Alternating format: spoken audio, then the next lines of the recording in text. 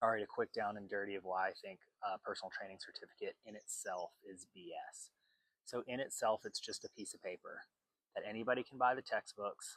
Anybody who is good at learning something, which let's be honest, there's people out there that are better than others, that they can read something and absorb that information and then regurgitate it on a sheet of paper and a test in a certain allotted time frame. That's definitely not me. It doesn't stick like that with me, but people can do it, meaning somebody without any personal training experience, any fitness experience, can buy the NASM or ACE textbook, read it, go take a test, get the certificate, and then they can go down to their local gym and say, hey, I'm certified.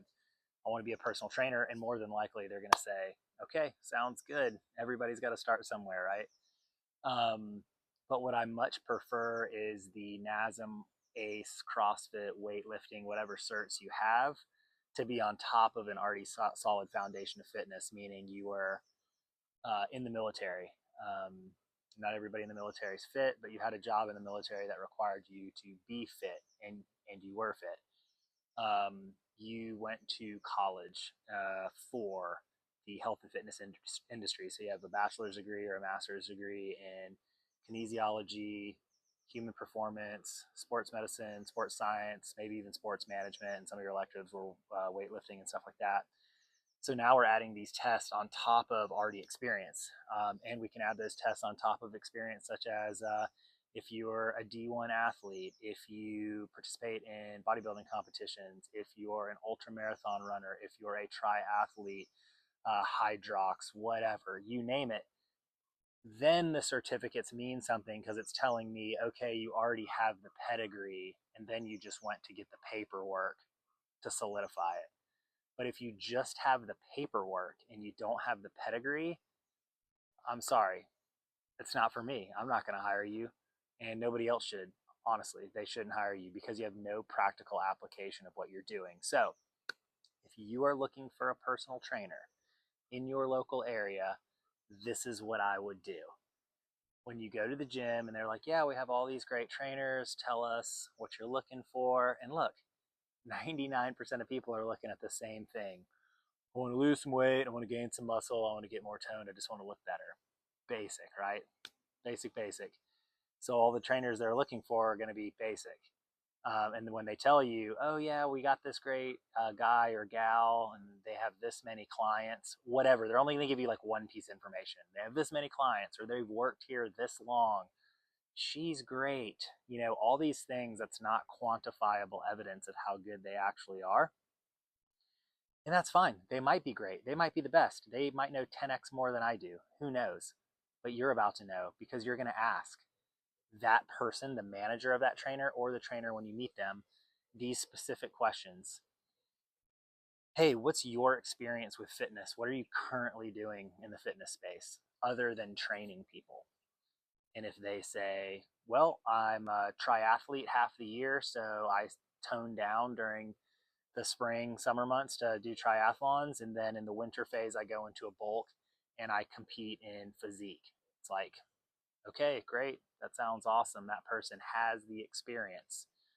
If they say, I served a decade in the military, and one of my primary jobs at all the commands that I went to is I was highly into the fitness aspect of it, and I made sure that everybody inside my unit passed the physical readiness test on an annual basis, and we had no failures. And I was in charge of that program for 10 years, and I maintained my fitness for that whole 10 years and set the example. It's like, all right, sounds good. But if you get an answer like, hey, I'm just in college and this is something that I do on the side because I didn't want to be a waiter. And so, you know, I've worked out kind of my entire life. And so I figured I'd just help people work out. And so I just got a certificate and I started working here.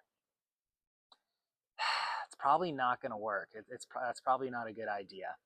Other questions that you can ask them too is, hey, other than the training, how are we going to integrate a healthy diet into this?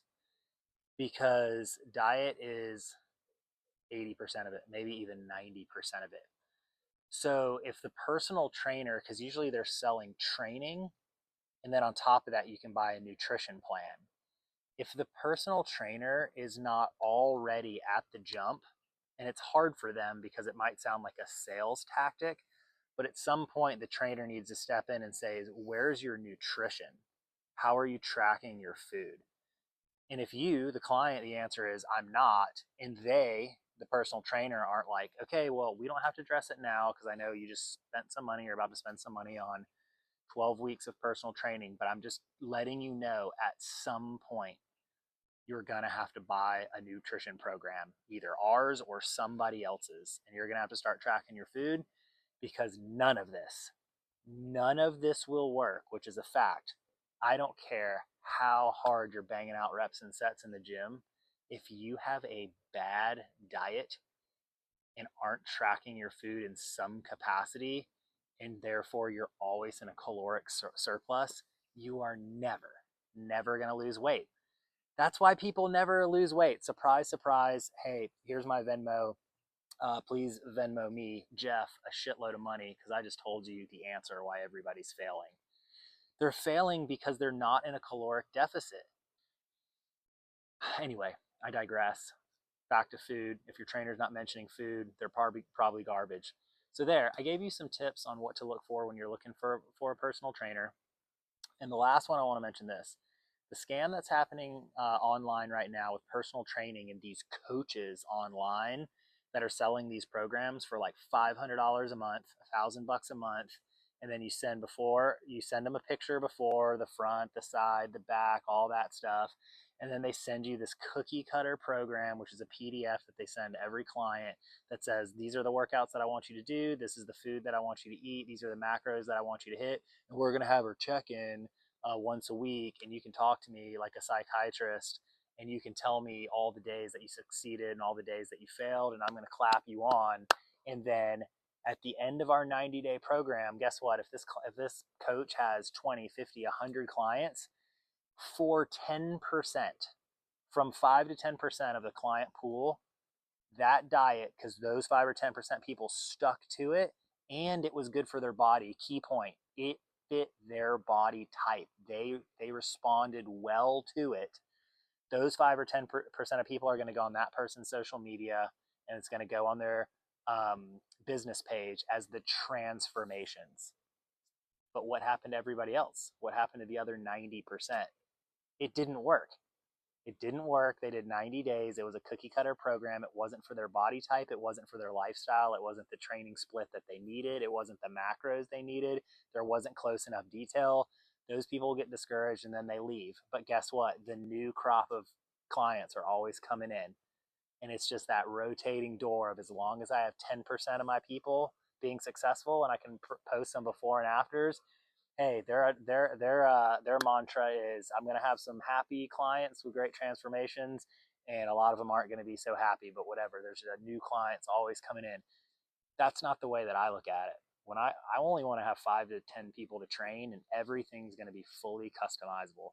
Fully customizable meaning I don't have a plan going in with you because I don't know you. I don't know what you eat. I don't know how you work out. I don't know what your daily schedule looks like. I don't know if you have any injuries. I don't know what your family history is. I don't know if you've already pogo dieted. I don't know how your weight fluctuations. Have you already lost 50 pounds at some point in your life and then gained it back? What did you try? There's just all these things, right? And we have to talk about these things to get the program that's right for you. And most importantly, the program that you're going to stick to. Consistency. If I issue you some type of training regimen that you absolutely hate, you're not going to do it because you don't like it.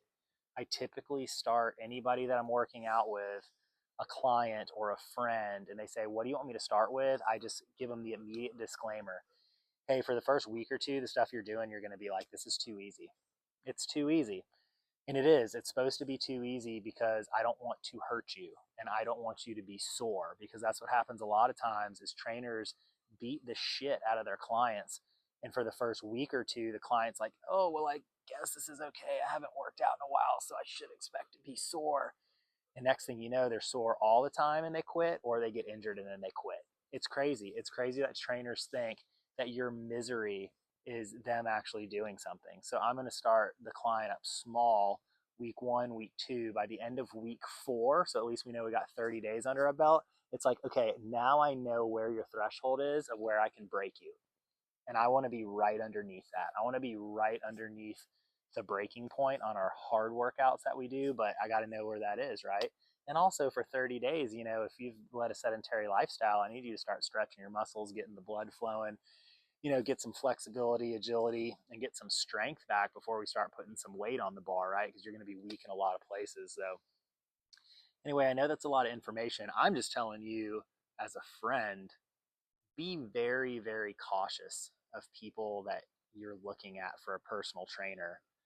Um, Best, like a lot of things, if it comes from a friend who already had a transformation and lost 20 pounds in a reasonable amount of time, and they didn't feel like their trainer was absolutely killing them or starved them to do it. But just randomly picking somebody off Instagram because they look fit and they're a trainer,